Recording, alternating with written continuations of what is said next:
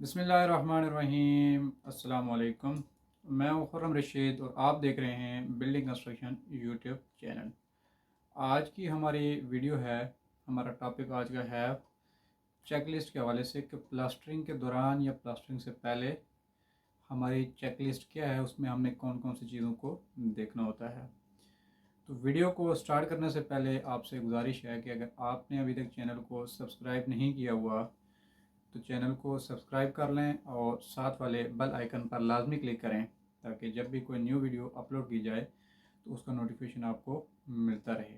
और अगर आप हमें फेसबुक पेज पर देख रहे हैं तो फेसबुक पेज को भी फॉलो कर दें। तो आज की हमारी वीडियो है चेकलिस्ट फॉर प्लास्टरिंग वर्क, यानी कि प्लास्टर के काम के लिए हमें प्लास्टर से पहले और प्लास्टर के दौरान और प्लास्टर के बाद, यानी जितने भी जो प्लास्टरिंग की एक्टिविटी है उसके दौरान हमने किन किन बातों का ख्याल रखना है, किन किन चीज़ों को हमने चेक करना है, ये आज की वीडियो में हमने देखना है। तो सबसे पहले जो चेकलिस्ट है उसमें तो सबसे पहले ये है कि हमने प्लास्टरिंग से पहले जो हमारे पास वाल्स हैं उसको हमने एक दफ़ा चेक कर लेने हैं, उसके राइट एंगल, उसका जो प्लम जो है जिसको हम साल कहते हैं वाल्स का, वो हमने देख लेना है। ये चीज़ें तो जब ब्लॉक वर्क हो रहा होता है उस टाइम इनको क्लियर किया जाता है, लेकिन प्लास्टरिंग से पहले एक दफ़ा इनको भी चेक किया जाता है। तो वो हमने चेक कर लेना है सबसे पहले कि हमारे पास वाल्स जो हैं एक्यूरेट राइट एंगल पे हैं नहीं हैं, उनकी जो प्लम जो है साल जिसको हम कहते हैं वो एक्यूरेट है या नहीं है। अगर उसमें कुछ फ़र्क है तो उसको उस हिसाब से फिर रेक्टिफाई किया जाता है या फिर एडजस्ट किया जाता है। तो उसके बाद हमने जितने भी क्रैक्स होंगे जो हम वाल प्लास्टर कर रहे हैं, जो एरिया हमने प्लास्टर करना है उसमें सबसे पहले तो जो कंड्यूट्स वगैरह या कोई चीज़ भी अगर बिजली का है, प्लम्बिंग का है, कोई चीज़ भी अगर हमने डालनी है, मतलब इस तरह का कोई भी काम अगर हमने करना है तो सबसे पहले वो काम हमने कर लेना है। जो कटाई वगैरह करनी है, कोई पाइप डालने हैं, कंड्यूट का है, प्लम्बिंग का जो भी है वो हमने सबसे पहले कर देना है ताकि प्लास्टर के बाद हमें किसी किस्म की परेशानी का सामना ना करना पड़े, दोबारा से कोई कटिंग ना करनी पड़े। तो वो करने के बाद जितना भी हमारा एरिया है उसमें जो भी क्रैक्स हैं, कटिंग है या होल्स हैं, जो चीज़ें भी हैं हमने उनको फिल कर देना है, मार्टर से मसाले से उनको फिल कर देना है। उसको फिल करने के बाद उसके बाद हमने क्या करना है कि जो भी एरिया, एक तो छोटा अगर कुछ क्रैक या छोटा होल वगैरह है उसमें ज़रूरत नहीं है, लेकिन जो बड़े एरिया इस तरह के हैं कि जहाँ पे बाद में क्रैक आ सकता है तो वहाँ पे हमारे पास एक जाली आती है जिसको मैश कहते हैं। वो हमने सिमट जो है मर्टर, उसमें थोड़ा सिमट की क्वांटिटी ज़्यादा रख के वो एक पेस्ट बना के उसके साथ हमने वो मैश उस एरिया के ऊपर अप्लाई कर देना है जहाँ पे कोई कटिंग हुई हुई है या फिर जहाँ पे कुछ बड़ा होल वगैरह है, ताकि बाद में प्लास्टर के बाद उस एरिया में हमारे पास क्रैक ना आए। वो हमने जाली मैश यूज़ कर देना है जो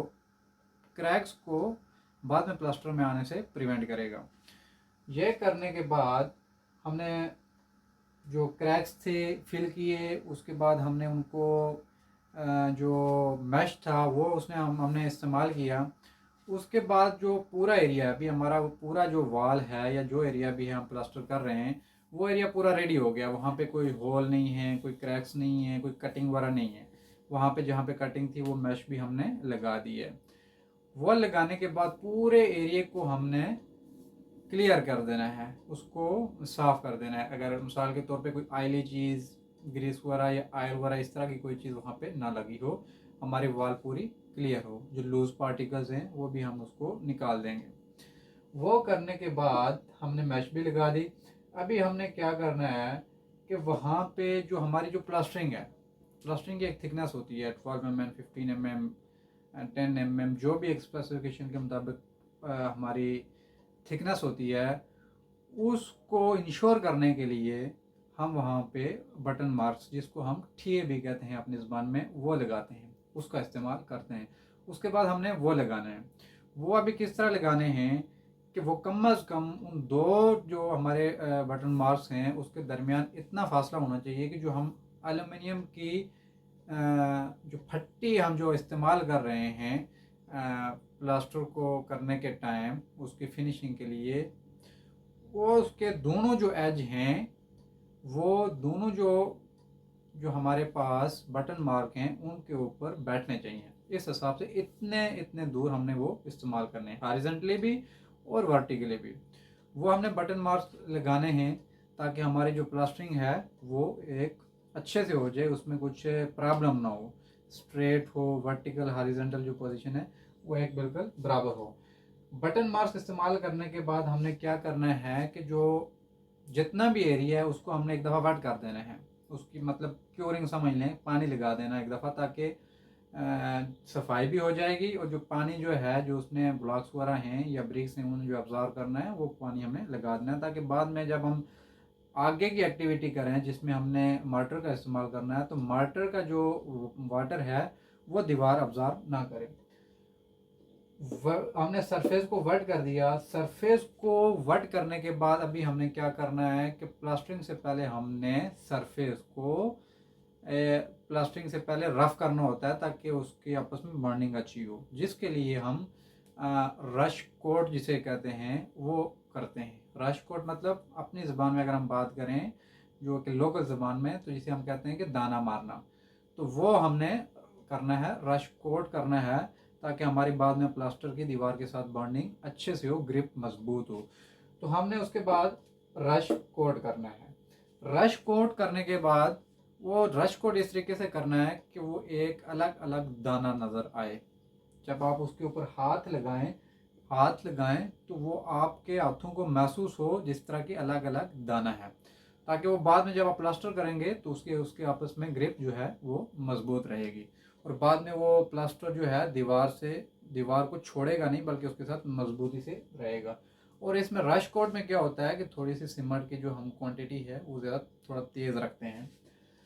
रश कोट करने के बाद हमने रश कोट कर दिया, जब वो ड्राई हो गया तो उसके बाद हम उसकी करते हैं क्यूरिंग। कम अज़ कम 3 दिन के लिए हम उसको छोड़ देते हैं, उसको पानी लगाते हैं, उसकी अच्छे से क्यूरिंग करते हैं ताकि वो मज़बूत हो जाए। जब वो मज़बूत होगा तो हमारा प्लास्टर भी मज़बूत होगा। और अगर हमने जो रश कोट किया हुआ है, जो दाना मारा हुआ है, उसको मज़बूत होने से पहले ही अगर हम प्लास्टर कर देंगे तो जब वो दाना ही हमारा मज़बूत नहीं होगा तो प्लास्टर किसी सूरत में मज़बूत नहीं होगा, उसकी वो स्ट्रेंथ नहीं आएगी। जितना दाना मजबूत हो, क्योंकि मेन जो पकड़ करनी है प्लास्टर को वो दाने नहीं करनी है, जो हम रश कोट का इस्तेमाल करते हैं उसी ने करनी है। तो रश कोट और दाने का जो रश कोट और जो प्लास्टर की जो ग्रिपिंग है वो तब भी मजबूत होगी कि जब रश कोट की जो दीवार के साथ मजबूती है वो जब अच्छे से होगी। तो रश कोट का हमने इस्तेमाल कर देना है। रश कोट करके उसकी कम अज़ कम 3 दिन हमने क्योरिंग करनी है, पानी लगाना है अच्छे से। जब उसकी अच्छे से क्यूरिंग करके उसके बाद जब हम प्लास्टरिंग की तरफ जाएंगे तो प्लास्टरिंग की तरफ जाने से पहले हमने दीवार को एक दफ़ा फिर पानी लगा देना है अच्छे से, उसको उसकी जितनी भी सरफेस है उसको हमने वेट कर देना है। उसका यही मकसद है कि जब हम दीवार को वेट कर देंगे, पानी लगा देंगे, तो इसलिए है कि जो दीवार ने जो पानी अब्जॉर्व करना है वो हम उसको पहले ही लगा दें।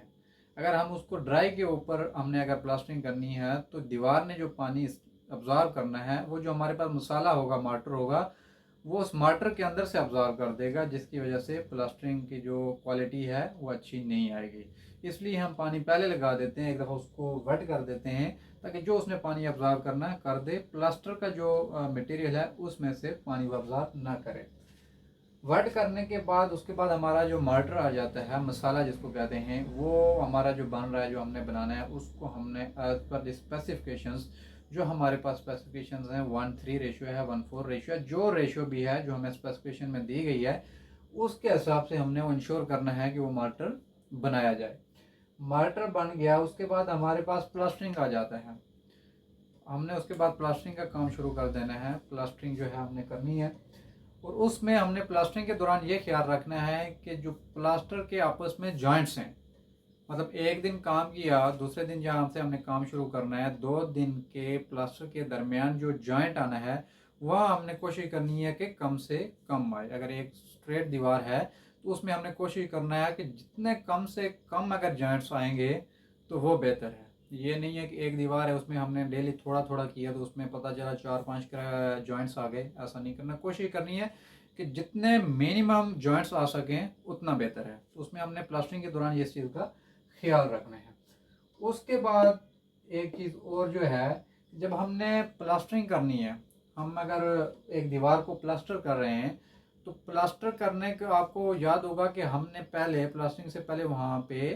बटन मार्क्स का इस्तेमाल किया था, जिसको हम ठीए कहते हैं। तो ठीए हमने टाइल से लगाए हैं या जिस चीज़ से भी लगाए हैं। तो प्लास्टरिंग के दौरान जो जो एरिया हमारा क्लियर होता जाएगा, जहाँ जहाँ पे हमारी प्लास्टरिंग फाइनल होती जाएगी, वहाँ पे हमने ये इंश्योर लाजमी करना है कि जो हमने बटन मार्क्स का इस्तेमाल किया, ठीए का इस्तेमाल किया, वहाँ पे अगर टाइल लगाई है या जो चीज़ भी लगाई हुई है उसको साथ साथ में रिमूव करते रहें, उसको साथ साथ में निकालते रहें, ताकि बाद में ये ना हो कि हमने प्लास्टरिंग तो फिनिशिंग कर दी है,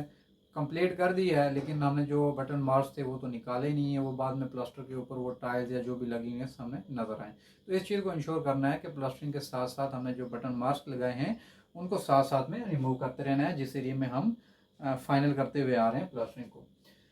उसके बाद इस चीज़ का ख्याल रखना है कि प्लास्टरिंग के दौरान हमने दो दीवारें हैं जहाँ पे राइट एंगल बन रहा है, तो प्लास्टरिंग के टाइम जब हमने प्लास्टरिंग कर दिया तो उसी टाइम ही हमने उस चीज़ को भी इंश्योर करना है कि राइट एंगल से हमने जो कार्नर्स हैं उनको भी राइट एंगल से हमने क्लियर करना है, ताकि दो वॉल्स या दो जो भी हमारे कंपोनेंट्स हैं उनका आपस में जो एंगल है वो 90 डिग्री बरकरार रहे। उसके लिए हम बड़े वाला जो राइट एंगल होता है उसका इस्तेमाल करते हैं, ताकि हमारे जो जितने भी वॉल्स हैं वो राइट एंगल पे बराबर हों। वो ये ना हो कि प्लास्टर करने के बाद खुश्क ड्राई होने के बाद पता चले जी कि हमारे जो वॉल्स हैं वो आपस में राइट एंगल पे हैं ही नहीं। साथ में ही प्लास्टरिंग के टाइम कुछ तो हमने उसको पहले ही चेक कर लिया होता है स्टार्ट में, फिर जब हम बटन मार्क्स का इस्तेमाल करते हैं वहाँ पे भी हम इस चीज़ का ख्याल रखते हैं, और फिर एंड पे जब प्लास्टरिंग हो रही होती है तो कार्नर जो हम बनाते हैं ताकि अच्छे से बने, वो राइट एंगल का वहाँ पे इस्तेमाल करते हुए बिल्कुल बराबर करके वहाँ पे वो कार्नर जो है हम बना लेते हैं। इसके साथ साथ जो हमारे पास प्लास्टरिंग के दौरान इस चीज़ का भी ख्याल लाजमी रखना है कि जो हमारे पास कटआउट्स जितने भी हैं, मिसाल के तौर पे वहाँ पे कुछ इलेक्ट्रिक बॉक्स है, या वहाँ पे कुछ फ़ैन का कुछ इस तरह का बॉक्स है, एसी का बॉक्स है, कोई भी कटआउट्स हैं, इलेक्ट्रिकल एसेसरीज़ के कुछ हैं,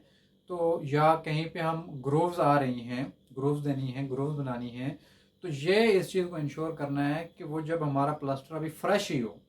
अभी ड्राई ना हुआ, फ्रेश में ही जब हमने उसकी फिनिशिंग कर दी है, प्लास्टर हमारा हो गया है, अभी फ्रेश ही है, तो साथ में उसकी कटिंग कर दें, साथ में उसमें ग्रोव्स जो लगाने वाली हैं लगा दें। अगर हम उसको डिले करेंगे, प्लास्टर अगर थोड़ा सा भी अगर ड्राई हो गया तो बाद में ये चीज़ें करने में मुश्किल होगी और प्लास्टर ख़राब भी हो सकता है।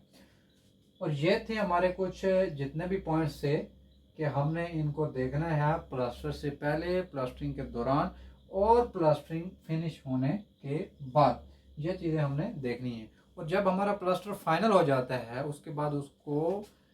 जो उसकी क्यूरिंग की जाती है उसको प्रॉपर जो है क्यूरिंग करते रहना चाहिए, ताकि उसमें किसी किस्म के क्रैक्स या और प्रॉब्लम ना आए। उसकी प्रॉपर क्यूरिंग करें ताकि वो जो है उसकी जो मजबूती है प्लास्टरिंग की दीवार के साथ वो हासिल हो सके। जब हम क्योरिंग नहीं करेंगे तो वो जो मजबूती हमें जो स्ट्रेंथ चाहिए वो नहीं मिलेगी। तो ये थी आज की हमारी वीडियो के चेकलिस्ट के हवाले से प्लास्टरिंग के लिए, कि हमने प्लास्टर से पहले, प्लास्टरिंग के दौरान, प्लास्टर के बाद किन किन चीज़ों का मेनली ख्याल रखना है ताकि हमारे जो प्लास्टर की क्वालिटी है वो बेहतर रहे और किसी किस्म की परेशानी से बचा जा सके। तो ये जो टोटल हमारे पास पॉइंट्स हैं, 14 पॉइंट्स हमने यहाँ पे कवर किए हैं, ये थे प्लास्टरिंग के दौरान जो हमने देखने होते हैं। उम्मीद करता हूँ कि आपके प्लास्टरिंग की चेकलिस्ट के हवाले से जो कुछ बेसिक सवालात थे या जो बेसिक चीज़ें थी जो प्लास्टरिंग के दौरान लाजमी देखनी चाहिए, उनका ख्याल रखना चाहिए, ये क्लियर हो गई होंगी। और अगर वीडियो आपको पसंद आई है या वीडियो आपको समझ में आई है, मेन चीज़ है वीडियो का समझ में आना। अगर आपको समझ में आई है जो चीज़ आपको बताई गई है, जो चीज़ एक्सप्लेन की गई है, तो काइंडली आपने कमेंट्स में ये चीज़ लाजमी बतानी है कि आपको समझ आई है या नहीं आई है, या कहीं पे कोई चीज़ समझ नहीं आई या कोई चीज़ रह गई है तो वो भी आप कमेंट में बता सकते हैं। तो लास्ट पे आपसे यही गुजारिश है कि चैनल को आप अगर आपने सब्सक्राइब नहीं किया हुआ तो चैनल को सब्सक्राइब कर लें और बेल के नोटिफिकेशन को लाजमी प्रेस करें। इंशाल्लाह मिलते हैं नेक्स्ट वीडियो में। अल्लाह हाफ़िज़।